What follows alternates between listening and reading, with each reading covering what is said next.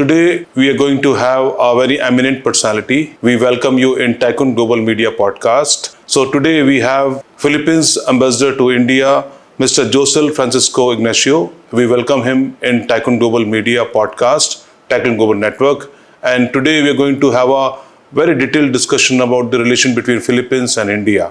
So welcome you, sir. Good evening, and we look forward to have a very fruitful, discussion here. So, taking the conversation ahead, how do you look upon the relation between India and Philippines in this particular era? Well, thank you very much. And first of all, thank you, Sanjeev, for the opportunity. Thank you to Tycoon Global for this opportunity to speak about our multifaceted relationship. Our relationship has been called, as Philippines and India, a late bloomer in a way.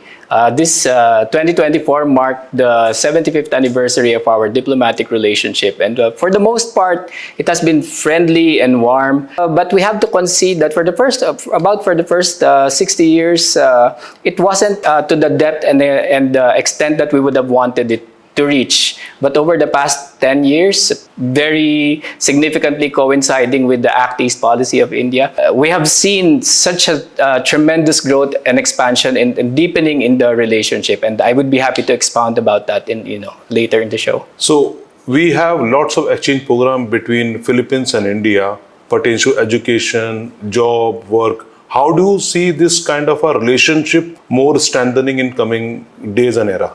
Well, for starters, I think what we have to say is we described our relationship, in very broad strokes. For instance, in terms of defense, in terms of trade, in terms of culture. Part of that, as you mentioned, is education and work. And we do have that, in spades, especially in the field of education. For many years, a lot of Indians studied in the Philippines for medicine, even for aviation, and we are taking steps to ensure that continues forward. We have many Filipinos here in India, mostly spouses to Indian nationals. And the Philippines is home to thousands of Indians also in investments, work as executive, as businessmen, entrepreneurs, working in the business sector. So we hope to cultivate this, in the years to come. So, sir, you have also represented your country in many international forums also. Because of your rich and very vibrant experience in different fields.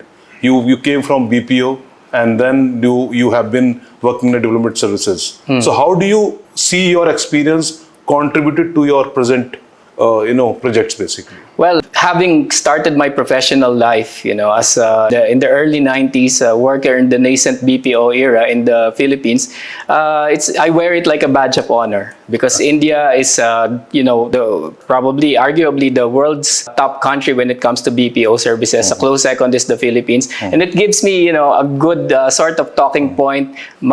Puts my foot in door, talking to engaging Indian IT companies. But above all, it's more than the symbolic. It actually equipped me with, a better appreciation of IT-enabled services, BPO, technology, which is part and parcel, or a big chunk, in fact, of the kind of economic and services and investment cooperation we have in India. So it works to my advantage in terms of opening these doors for the Philippines.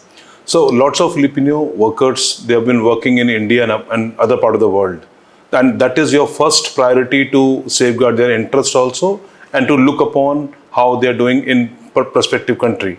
So as far as India is concerned, how do you see these workforce can add an advantage in India and vice versa? Oh, thank you, Sanjeev. Very, very true, no? So Philippine foreign policy has three pillars. The political security pillar, the economic diplomacy pillar, and the third pillar is what we call assistance to our Filipino nationals. And that attests to the importance we give, to the welfare and safety of our people abroad, much like India with regard to India's diaspora. So we have good programs to look after them. We are very responsive when they are in emergencies. In India, the profile, as I had mentioned earlier, is a bit different. Filipinos in India, numbering a few thousands, are not workers, are not professionals. They are mostly spouses married to Indians. But having said that, there are Filipino professionals here working for international organizations, the services industry, some companies. Trade in services is an important part.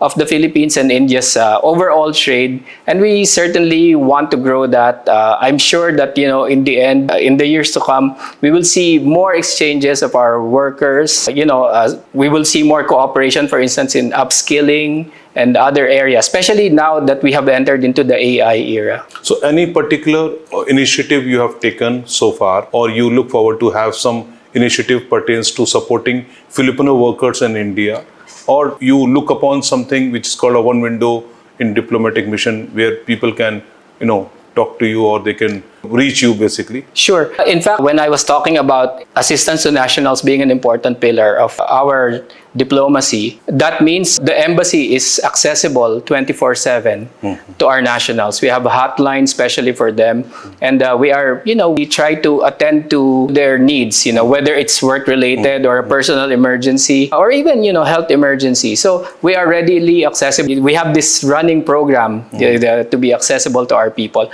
Beyond assisting our nationals, on the human resources side, one of our priorities being here in India is to tap India's vaunted, advantages and high level of IT in order to help upskill our people, bring our people into the era of AI, especially since, as I said earlier, BPO and IT companies are, from India are present in such big numbers in the Philippines. Lots of investors, lots of people look forward to have investment or they wanted to do some trade in your country. So please put some particular points on that, how people can look forward to invest in Philippines or vice versa. Sure. I'd be happy to attend to that. Our trade, I'm happy to say, has reached unprecedented levels. I mean, as the Philippines and India, our trade has breached $3 billion for the past 2 years. That is not at the same level as other ASEAN countries, but we are very committed to growing that. Indian investments in the Philippines are also fast growing. As I had mentioned, they are mostly in IT services, BPO, pharmaceuticals, infrastructure like GMR, for airport development, also vehicle modernization. So there's a lot of opportunities. What the Philippines has done is to continually improve our business environment, including by passing, most recently, I think December or November last year, some very landmark laws that greatly enhance the tax and other business incentives we are able to provide to locators, whether outside of economic zones or within those economic zones, in order to be competitive. We have also introduced a law that touches upon the topic of upskilling.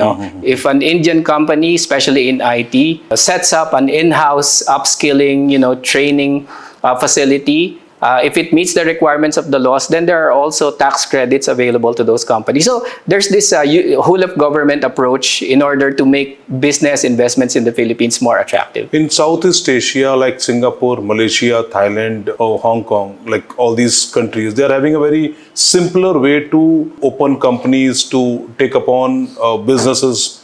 In Philippines also, we have a same structure, or you wanted to improvise more, or you can say that you are having a one-window relationship wherein a person can come to your country and they can do an investment through one window or one particular department which is helping them. Sure, certainly. The Philippines has for the past years been very attentive to this global movement, to develop single windows for investors, to shorten the time for business registration and the processing of papers to start a company. And yes, we are very well aware of that. We are doing the same, if not, trying to exceed what our peers in the region have done. So your career has taken you to many places in diplomatic mission. Tell more about your experience so far, basically. Well, India is my fourth country of assignment. My first assignment was in Vienna, Austria, about 20 years ago. And then after that, I was 6 years in Tokyo. And then after that, I was 3 years in Shanghai, China, where I was Consul General. all these, being assigned to different countries in Europe and especially in Asia, have served to open not just horizons, for professional growth, but also for growth as a human being. Yes, yes. I always think of travel as something that is part and parcel of self-actualization. Try to see how big, how rich, how diverse the world is, and I think it all in the end redounds to our growth as individuals. Recently, we have seen there lots of development happened between diplomatic relation between India and Philippines. Can you just put some light on the same, basically, what all development has been done on how Philippines and India got more strengthening relation, basically? Yes. So, as I mentioned earlier, this great boost, this great elevation of our relations happened over the past decades, and even more so perhaps over the past 5 years. This has been reflected, across a wide swathe of areas in the economic field. As I mentioned, our trade is, suddenly upwards of 3 billion, and we are looking forward to growing that.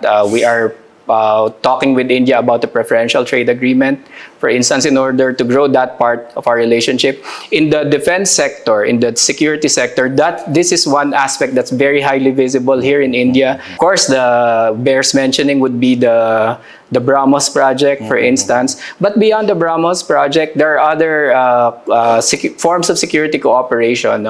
Our navies visit each other's ports. The Indian Navy visits our ports and engages in naval exercises with the Philippines. For the first time in 50 years, we have Filipino cadets studying at the Indian Military Academy in Dehradun. Our militaries and coast guards, all regularly meet, and also, foreign ministries. Our consultative mechanisms have all been running on schedule. So just across a wide swathe of areas, you feel this growth, and we are happy that we will see this mirrored as well in the people-to-people and cultural fields. For instance, we are working very hard to revive direct flights, and we are very optimistic about recovering that soon. We are trying to ease the access to Philippine visas for Indian nationals, just a host of other things. Okay. Tourism has been a very key pointer in any of the economy. So how do you see India as a economy where you're looking forward to have more visitors in Philippines, basically? Well, I'm happy to say, and I would like to invite our listeners and viewers to please visit the Philippines. The Philippines looks forward to meeting more Indians, to receiving more Indians, to laying the red carpet, rolling the red carpet out for you. Our government has very specifically identified Indian nationals to constitute the chunk of tourists to the Philippines. And that's also, I think, a tribute and recognition of the growth of the Indian economy, of the growing prosperity of the Indian people, growing spending power of the Indian people. And we know that Indians, outbound tourists now from India, constitute, I think, maybe fifth, sixth, or number 7, probably 5th largest outbound tourist group in the world. And we want to we want to welcome you. We want to see not just most of you, but all of you come to the Philippines. In Southeast Asia, Singapore, Malaysia, Thailand has been a stealer in terms of tourism. So do we have any kind of policies or any, red carpet for Indian tourists from Philippines? Yes, indeed. So we are hard at work now in order to ease visa access to the Philippines. And at headquarters in Manila, we are mooting, we are considering many possible, policy adjustments. And, in the coming weeks or months, hopefully we would be in a position to make some landmark announcements. But for now, we have the electronic visa, which already improves upon the process in the sense that Indian nationals, Indian passport holders don't have to come physically to our consulates, across India, or to our embassy here in order to apply for a visa. You can do it remotely. We are introducing a UPI electronic payment function to that in order to make it more convenient. But down the line, there should be some more policy changes, and I think that's something that everyone can look forward to. Any particular thing which you want to give emphasis when it comes to India and Philippines relation? We can have more strengthening kind of a relation with both countries.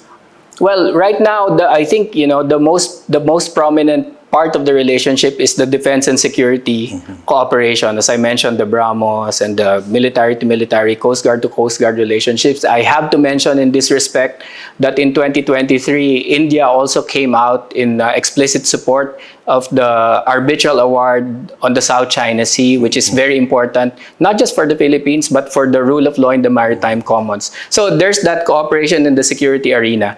We want to grow the economic arena as well, as I had mentioned earlier. While we have seen a landmark growth in trade, $3 billion upwards,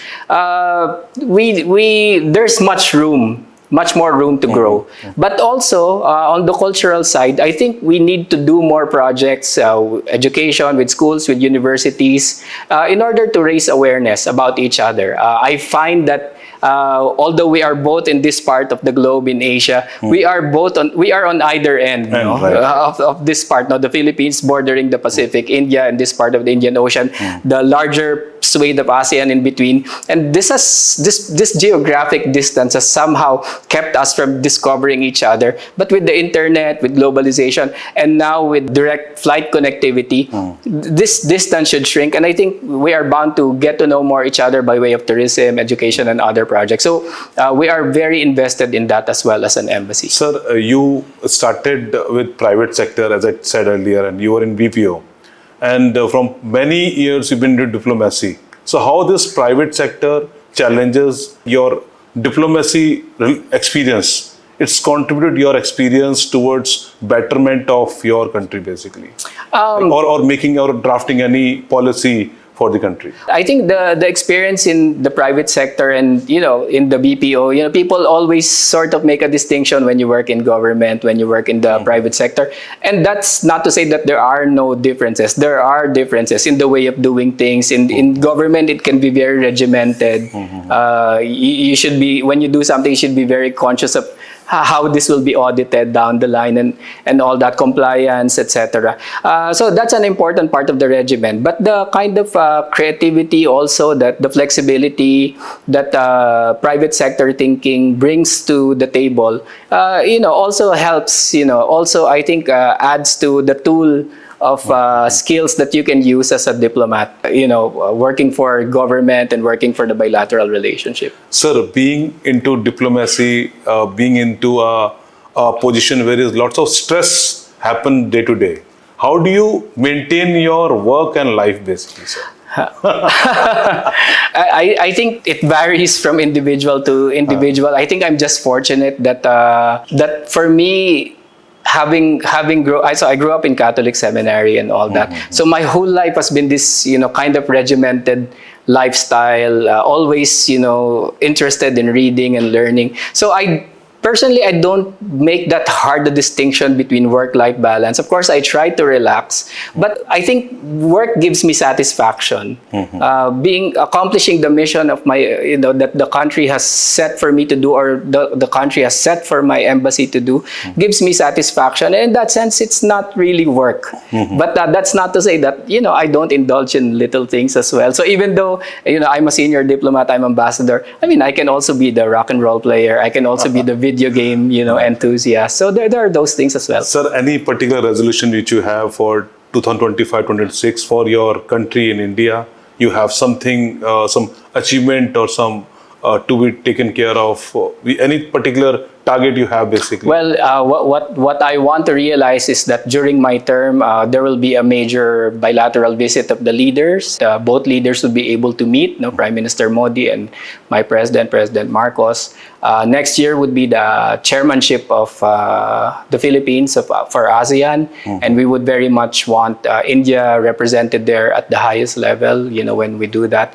But all those things that I had mentioned at the beginning of this interview, growing trade, realization of flights, easing visa access, maybe introducing some Philippine studies program in India, getting more investments. I hope that by the time I complete my term, sometime in 2027, these shall have been well in place. So that's really great, sir. Would like to know more about you've been to India in many cities and states. Which one you like most, and how do you see, your preference to any city or any particular culture? So, India was supposed to have been my first assignment as a junior officer, but for one reason or another, it did not push through. But now, having come here in India as ambassador, I believe that I have come at the perfect time, not just for the relationship between the Philippines and India, but for India itself, which is now, I think it just became the fourth largest economy now. Yes. So it's a great time to be in India, whether in terms of the bilateral relationship, whether in terms of India's rise to growth to prosperity and being a developed country by 2047. So I've been to, over the past year and a half, I've been to the Northeast, I've been to the southern states, to the West. And so all this, I think I treat as a colorful palette. There's not one that's better or over the other. No, I see all these as components of a larger palette of rich colors and flavors that together comprise, an indispensable picture of what India is. So which city resembles very much to Philippines? Well, I have to say, South India. Just because you have things more familiar to Southeast Asians like me, tamarind and coconut milk and rice. So there's that affinity with South Asia. But that's not to say that I'm not fascinated with the North and spicy, dishes. I love eating chili. I love having onion on the side. So I've become Indian in that way. I've been to the Northeast twice in March, and I discovered how it is in truly the gateway and the bridge between the main subcontinent of India and Southeast Asia. I can see the cultural nexus there. The people there somehow resemble our stock. The food is different from this part. Like we Filipinos, we love pork, so we enjoyed very much the pork dishes in Shillong or in Guwahati or those ways. So one question for Filipino.